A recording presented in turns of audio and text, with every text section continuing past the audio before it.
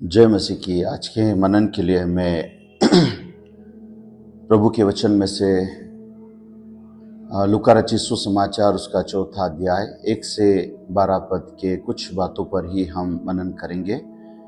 और ये क्यों जरूरी है मेरे प्रियो कि एक मसीही व्यक्ति का प्रभु के वचन से भरा होना।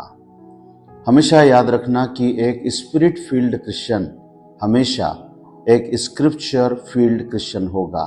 प्रभु का कोई भी जन अगर ये कहता है कि मैं आत्मा से भरा हुआ हूं, तो वो हमेशा वचन से भी भरा होगा।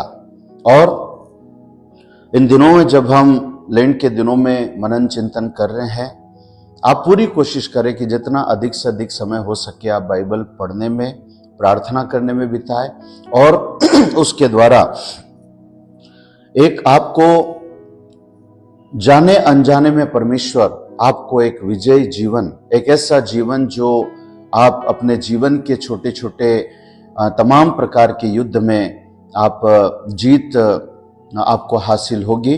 और ये वचन की सामर्थ्य के द्वारा हमारे जीवन के अंदर संभव हो सकता है।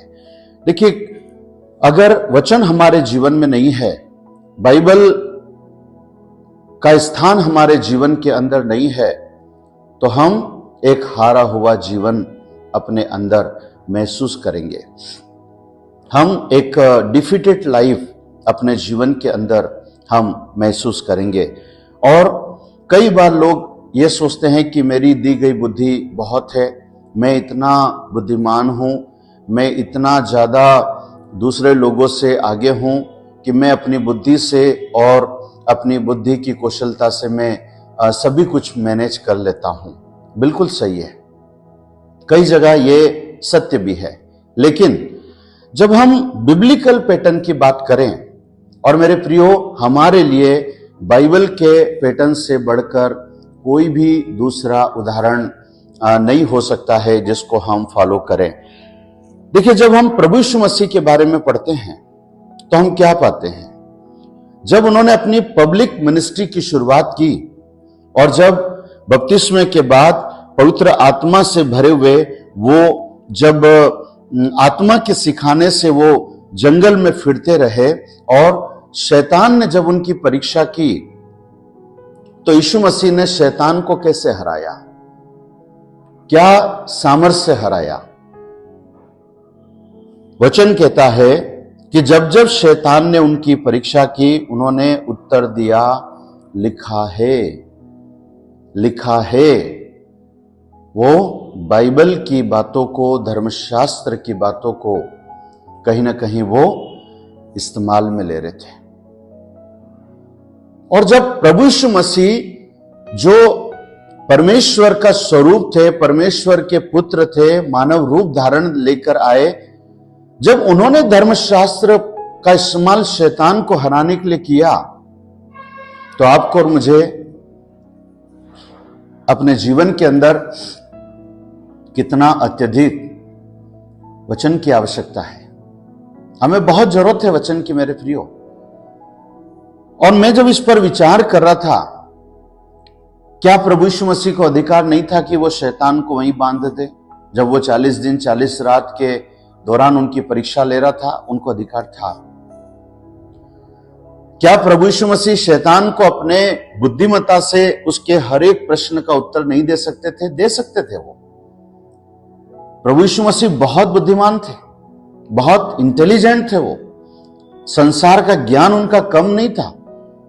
प्रश्न के बदले में प्रश्न दागकर भी वो दूसरों को शांत कर देते। और उसका श्रेष्ठ उदाहरण हमें देखने को मिलता है जब सदुकी और फरीसी उनके पास में आते हैं और उनसे पूछते हैं कि तू किस अधिकार से ये आश्चर्य कर्म, ये शिक्षाएं और जो तू कर रहा है वो करता है, हमें बता कि तू किस अधिकार से करता है।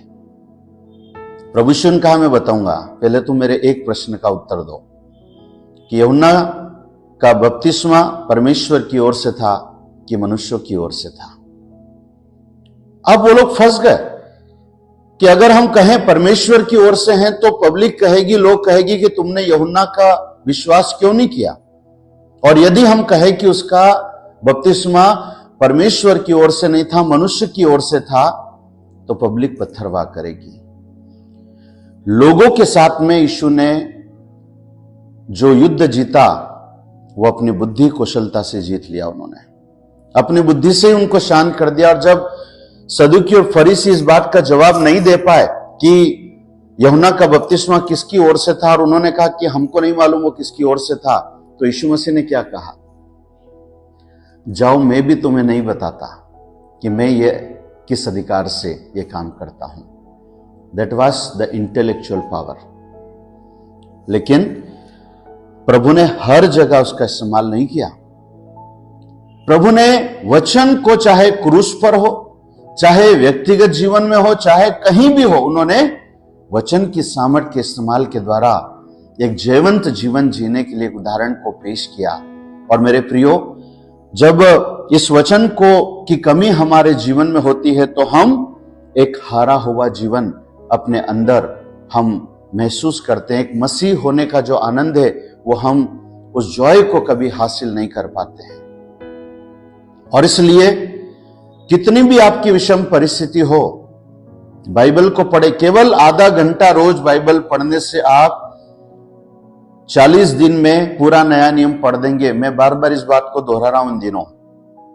केवल आधा घंटा बाइबल पढ़िए और अपने जीवन के अंदर छोटे छोटे मोर्चों पर, चाहे वो मेंटल हमारा युद्ध हो, चाहे वो हेल्थ से हमारा युद्ध चल रहा है, या हमारा इमोशनल वॉर चल रहा है, या हम ऑफिशियली और कहना चाहिए कि घर में अगर हमारे कहीं भी कोई दिक्कतें चल रही है, परमेश्वर के वचन को एक मौका दे। लिखा है, don't trust on your intellectual power, don't rely on your experience. ये सब की जरूरत नहीं है। और इसलिए एक और बात मैं आज इस बात पे रखना चाहता हूं कि प्रभु ने कहा ना कि उनको, प्रभु यीशु ने उदाहरण दिया ना, उनको लिखा है, इस बात के द्वारा उनको शैतान फिर छोड़ के चला गया क्योंकि उन्होंने शैतान को हरा दिया। दूसरी बात, प्रकाशित वाक्य 12 के 11 में लिखा है कि लोगों ने जय कैसे पाया, तो वहां पे कहता है उन्होंने मेमने के लहू के द्वारा, प्रभु यीशु के लहू के द्वारा, और उन्होंने गवाही के वचन के द्वारा, यहां तक कि उन्होंने मृत्यु को भी कुछ नहीं समझा, उन्होंने जय पाली। प्रकाशित वाक्य कहता है कि एक विश्वासी का जीवन, हम जयवंत होते हैं मृत्यु पर भी मेमने का लहू अर्थात प्रभु यीशु के बलिदान के लहू के माध्यम से, और दूसरा में गवाही का वचन, और वो गवाही का वचन ये बाइबल है मेरे प्रियो। इसके द्वारा हम जयवंत होते हैं, इसके द्वारा हमारे जीवन में हमें जय हासिल होती है। और यदि ये चीज हमारे जीवन में नहीं है तो आप और मैं एक हारा हुआ जीवन कई बार अपने अंदर महसूस करते हैं। और मेरे प्रियो, जब प्रभु यीशु ने कहा लिखा है, यीशु ने कहा लिखा है, यीशु ने कहा लिखा है, तो आप और मुझे भी अपने वचन को अपने हृदय के अंदर उसे पूरी तरह से उसको स्टोर करना है, उसमें जीवन जीना है। और जब वो होगा मेरे प्रियो, याद रखिए, हारोगे तो भी आनंद आएगा। वचन अगर हमारे जीवन में, अगर किसी ने हमें हरा दिया किसी भी मोर्चे पर, आप तब भी अपने अंदर एक खुशी और एक हर्ष का एहसास करेंगे। वचन को अपने अंदर ले लीजिए। प्रभु हम सबको आशीष दे। प्रार्थना करें।